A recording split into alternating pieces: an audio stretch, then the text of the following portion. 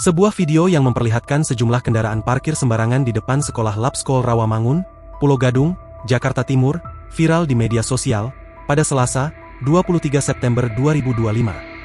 Dalam video yang diunggah akun Instagram Ijoel, terlihat deretan mobil mewah yang diduga milik orang tua murid sekolah tersebut parkir di pinggir Jalan Pemuda, Rawamangun sehingga memakan badan jalan dan menyebabkan kemacetan.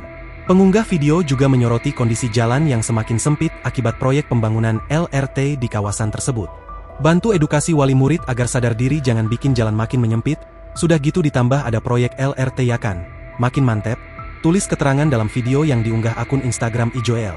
Pantauan Kompas.com di lokasi, Rabu, 24 September 2025, pukul 12.30 waktu Indonesia Barat, sejumlah mobil masih parkir di depan sekolah meski terdapat rambu larangan parkir dan peringatan akan diderek dengan denda Rp500.000.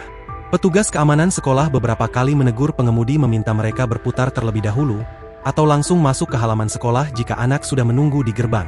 Namun, beberapa penjemput tetap memilih menunggu anaknya di pinggir Jalan Pemuda. Sekitar pukul 12.45 waktu Indonesia Barat, kendaraan yang sebelumnya terparkir di depan sekolah sudah tidak tampak lagi. Arus lalu lintas relatif lancar meski sempat padat ketika bus Transjakarta melintas karena ruas jalan menyempit.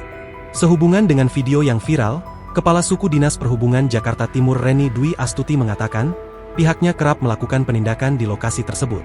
Itu sebenarnya sudah sering ditindak pada jam sibuk, pagi dan pulang sekolah sore, tetapi ya begitu kalau nggak ada petugas begitu lagi, ujar Reni saat dikonfirmasi, Rabu.